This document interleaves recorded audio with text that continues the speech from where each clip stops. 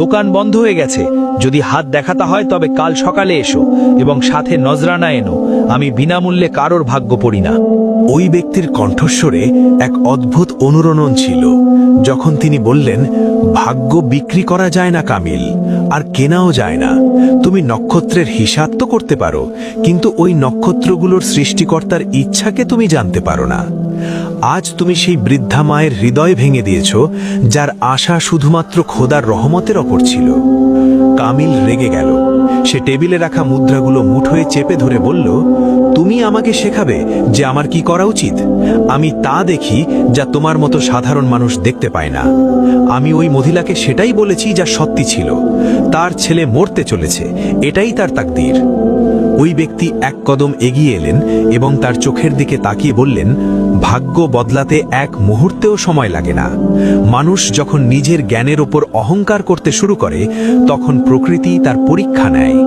তুমি কি মনে করো যে তুমি খোদার রহস্য জানো? মনে রেখো, ইলমে গায়েব অর্থাৎ অদৃশ্যের জ্ঞান শুধুমাত্র আল্লাহর কাছে আছে। তুমি কেবল অনুমান করো আর সেটাকেই বাস্তবতা বলে ধরে নাও। কামিল জোরে হেসে উঠল। হনুমান, আমার ইলম কখনো ভুল হয় না। যাও এখান থেকে, আমাকে উপদেশ দিও না। ওই ব্যক্তি ঘুরে চলে যাওয়ার সিদ্ধান্ত নিলেন, কিন্তু দরজায় থেমে গিয়ে বললেন, প্রস্তুত থেকো কামিল, আগামীকালের সূর্য তোমার জন্য এক নতুন বিপদ নিয়ে উদিত হবে।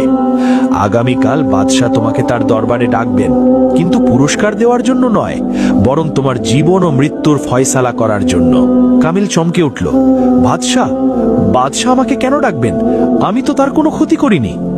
ওই ব্যক্তি ঘুরে উত্তর দিলেন, আগামীকাল তোমার ইলমের আসল পরীক্ষা হবে।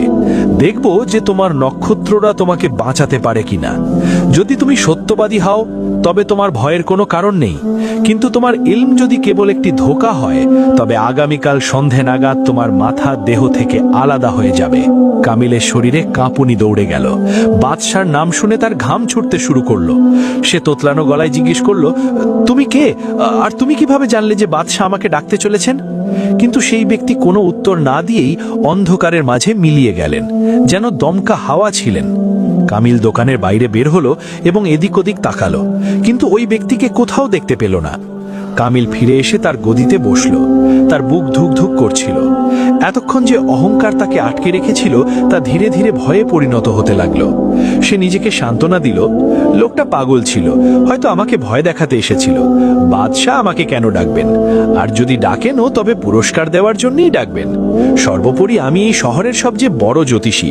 কিন্তু সারা রাত কামিলের চোখ থেকে ঘুম উধাও ছিল। সে বারবার এপাশ ওপাশ